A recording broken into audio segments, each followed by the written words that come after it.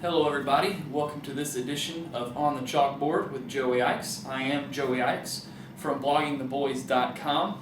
We're here to take a look at a couple of things that I think we might see on Sunday when the Dallas Cowboys face off against the Denver Broncos, led by number 18, that's the quarterback Peyton Manning. As we get ready to talk here, we're going to talk specifically, first off, about a specific defensive call called gold. This name comes from the terminology that Matt Bowen uses pretty regularly in his posts, and he talks about this call with somewhat regularity, but I kind of want to explain it a little bit to really get an idea about how I think it might come in handy for the Cowboys here this week. Here I've got the defense and the offense. I've got the Broncos on offense aligned in 11 personnel. That's 3 wide receivers, Demaryius Thomas, Wes Welker, and Eric Decker, along with tight end Julius Thomas and running back Knowshon Moreno here lined up next to Peyton Manning to the open side, so it's called FAR alignment. We've got the Cowboys in a nickel personnel, 2 deep safeties, Barry Church, J.J. Wilcox. We got our 3 corners on the field, Brandon Carr, Orlando Scandrick, and Mo Claiborne. 2 linebackers on the field. This week we're going to see Sean Lee and Ernie Sims. And then on defense, for the defensive line, DeMarcus Ware, Jason Hatcher, Nick Hayden, George Selby, who reports are saying looks good in his concussion testing and is probably going to play. So we've got this base nickel look against the 11 personnel with the tight end flex, which they do with Julius Thomas quite a bit. And the route combination that I'm going to show to get us to this gold call is the same route combination that I broke down in our game planning piece on bloggingtheboys.com. So the route combination here for number 1, it's a straight go route up the field. So we're going to get on an outside release, head straight up the field. Same thing happens on the back side here. Then the real interesting piece of the route combination happens with the number 2 and number 3 receivers to the trip side, which would be Welker and Julius Thomas. And Welker's going to run a little what they call a whip route. So he's going to come up, break to the slant, come back outside. He's going to break to the outside. So this has got an opportunity to get his man turned around in a couple of different directions. And then the tight end, Julius Thomas, is going to work to 10 to 12 yards and work an out cut. And really and truly, in this combination, he probably has the option of working the straight out or working to the corner also. Either way, same basic principle of the route combination. You're giving yourself a 3-level read here with the number 1, number 3, and number 2 here at the 3-level read, and you're also giving yourself a high-low read here for the cover 2 if you run into that. Backside, we have the go route from Knowshon Moreno, the running back. He's probably checking in protection here, and then he's going to break out, either sit down or he's going to take off running one way or the other. It's likely an option route there. So the way we're going to get to our defensive call here, the base coverage that I have in mind when I'm talking here is 2-man. So what that means is we've got our 2 safeties deep, and they're going to play their deep half responsibilities just like they do in the base cover 2. So they're going to get to their deep halves, sit over the top. But the difference here between 2-man and cover 2 or Tampa 2 is just what it sounds like. Your guys underneath are playing man coverage. So what we're going to do is we're going to have Mo Claiborne locked up on Eric Decker. We're going to have Orlando Scandrick with Wes Welker, and we'll have Ernie Sims with Julius Thomas. Backside we have Brandon Carr and Demaryius Thomas, and Sean Lee will be matched up with Knowshon Moreno. We're going to rush 4. In this situation with this alignment here, I'm probably going to have a Texas stunt being run here across on the backside. So I'm going to break Jason Hatcher around the outside corner, try to get to the corner, get to the shoulder of the tackle, kind of drive him out of the play, hopefully catch the offensive guard flowing outside, and let DeMarcus Ware break into the middle, get in Peyton Manning's face fast. The reason why I'm running that stunt here is because one of the typical things that teams will do, especially to a guy like DeMarcus Ware, is they'll line up a running back on his side, they'll bring him over here, and they'll chip him and then break him out here. But if you stunt him inside, you're getting him away from that chip block. So you're essentially wasting that motion by the running back there. The real the meat and potatoes of this gold call, though, happens here with cornerback Mo Claiborne. I think that if I was defense coordinator Monty Kiffin, if I was a Cowboys coach, I would really, really want to put this call on Mo Claiborne. And the reason why is it's going to give him a chance to make a play. I really, really think that the situation that Claiborne is in right now is he really just needs to make a big play, really feel like he belongs back on the field. I think he's struggling with some confidence things that they've talked about. I think he needs to make a big play and get an opportunity to really start to feel better about himself as a player. So the way you're going to play this gold call or this gold technique is the same way you're going to play regular two-man, which is a trail technique. So you're going to get on the inside hip, and you're going to stay just underneath him. And the reason why you do that is because you have help over the top. You're trying to encourage the quarterback to throw the ball to your help, is what you're doing with that trail technique. So you want him to try to throw the ball over the top where you've got the safety help. Safety can come in and break up the play. So he's going to play his trail technique here on the fade, but the difference in this gold technique from a regular technique is instead of looking at the wide receiver that he's covering, his eyes are going to be back inside. And what he's really looking for is this is an outside breaking route in the intermediate area. Because what the quarterback's going to see, what Peyton Manning is going to see here, is he's going to see Morris Claiborne turn and run. He's going to see Orlando Scandrick lock up here, and he's going to see the safety get deep. So he's going to think that he's got tight end against linebacker, a big guy, former basketball player, against a pretty small guy, pretty quick, but pretty small guy in Ernie Sims. So he's going to want to make this throw out here to this out route. So he's got his eyes inside looking for this route, and when he sees the route, he's going to break off of his man and come underneath back here. That's what this gold call is. So he's going to pass this guy off here, and Barry Church knows that this is going to happen. So Barry Church is also going to get wider in his drop, and he's going to sit out there on top of number one because he knows he's got help underneath from these guys. He's got to get on top of this number one, though. So what you're going to do is you're going to show Peyton Manning two-man. You're going to run up the field with your wide receiver on the outside, head back inside, looking for the route combination, looking at the quarterback, waiting for the throw underneath. You're going to stop your feet, and you're going to break back inside towards the out route. And then if the throw comes here, he's going to throw it to the outside piece of the field to try to keep the leverage against the linebacker who's playing inside of him. So if he's got that leverage here, he's going to try to throw it to that leverage. That gives Morris Claiborne the opportunity to step in front of the ball, make a play, and hopefully get down the field and score some points for your defense. So that's the gold call that we want to talk about today.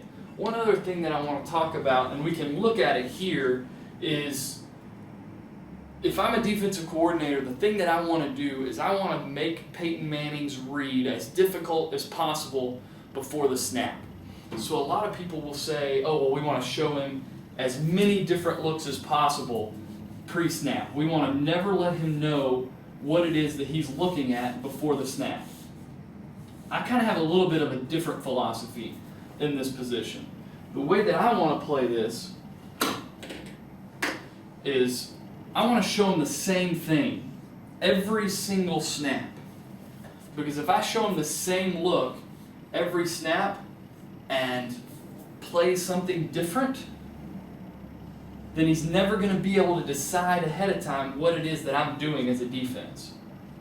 It's kind of similar to Doyle Brunson, world-famous poker player, writes in his book, The Super System, about how good poker players will have a standard raise that they're going to use before the hand starts. And if they're going to play a hand, they're going to raise the pot no matter what. They're almost never going to call their way into a pot. They always want to raise it and make it more difficult for the guys that they're playing against to play. So they want to weed out bad hands. So they're going to raise the pot a little bit.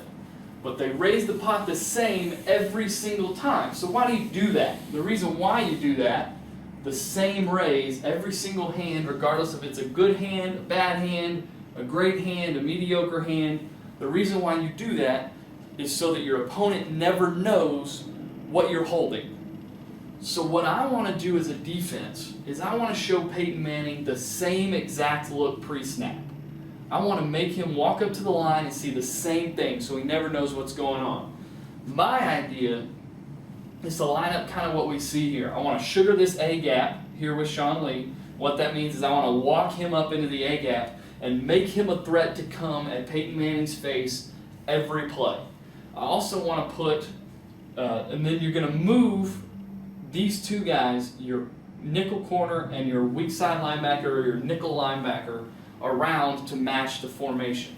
So if we have Julius Thomas over here in line on the line of scrimmage, we're going to play 59 here. We're still going to play 32 here. We're going to play 24 here. The shell on the back on the top is different, is the same. Everything is similar. So now what we're doing is we're never giving him a different idea about what's going on. From this look, you can do a lot of different things. You can play cover 3 out of this look, where you're going to drop here, boom, boom. You can play cover 3 out of the look. You can play cover 4 out of the look. You can play cover 2 from the look. You can do all sorts of things. You can bring pressure from here. You can bring pressure here. You can bring pressure off this edge and play man here. You can play 2-man like we talked about before. You can play all of your base coverages from this look without giving this guy, the smartest guy playing football right now, any different look about what's going on before the snap. If you start lining up a safety here, and your cornerback plays back here, and you got linebackers way wide, and all these sorts of things, trying to give this guy a bunch of different looks, he's going to kill you because he knows that if 42's here, 42's not going back here. He knows that 42's going to do one of a few things. He's going to drop into a short zone, he's going to play man here, might play man on a running back who's lined up here, or he's going to come off the edge. He's got ideas about what goes on based on alignment.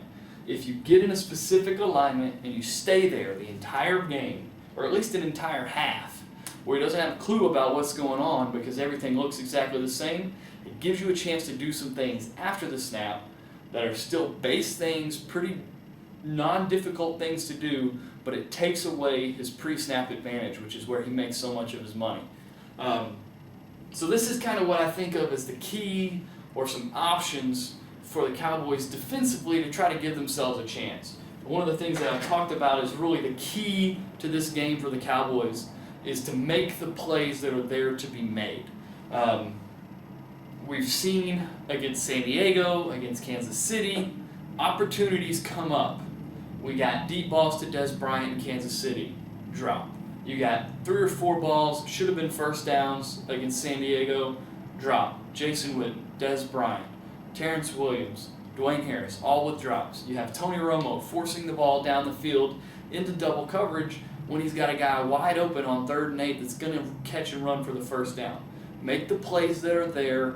Don't force things. Then what you have to also do on defense is the same thing. These guys are going to make 1 or 2 mistakes. Whether it's an offensive mistake, whether it's a tip ball, whether it's a bad throw, a bad read because you're doing some good things, he's under some pressure. They're going to make some mistakes. They're going to put the ball on the ground or throw it in a place where you can get it. In this game, you have to make those plays. Same thing in the return game. You have to make those plays in the return game. You have to make tackles in the return game, as well as getting some yardage, setting yourself up with good field position. This team, the Denver Broncos, is not somebody, it's not a group of guys who have just beat up on people for 4 quarters. They don't just line up and beat you from start to finish. They'll play with you for the first half. You can stay in games. They were down 17-14 to the Ravens at halftime. It was 10-9 against the Giants at halftime. These guys will let you be in a game for the first half.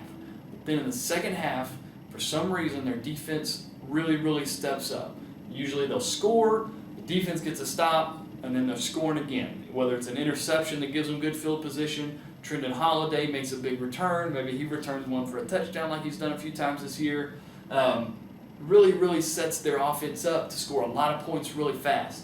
So they'll go from 10-9 at halftime to 31-9 by midway through the third quarter, and then all of a sudden it's time to throw the ball around and try to make a comeback, and then you got your quarterback throwing 3 interceptions in the fourth quarter, and you got bad situations, and you got allowing their defense to really play in a place where they're comfortable. If you can get to the fourth quarter, put pressure on this defense to play for 4 full quarters against a good offense that the Cowboys have, I really think there's a chance that the Cowboys have an opportunity to make this game competitive. And we all know that if your game is competitive in the fourth quarter with Tony Romo as your quarterback, you've got a chance, and that's all really you can ask for. So thank you guys for coming back to the Chalkboard to talk about the Denver Broncos and the Dallas Cowboys. We hope that you'll visit bloggingtheboys.com. Hit us in the comments section. Let us know any questions or concerns you have about the game. We look forward to interacting with you, and just come back and see us. And we're really excited about this game and ready to get it going and ready to see our Cowboys take on the challenge of Peyton Manning and the Denver Broncos. So have a great day. Come back and see us.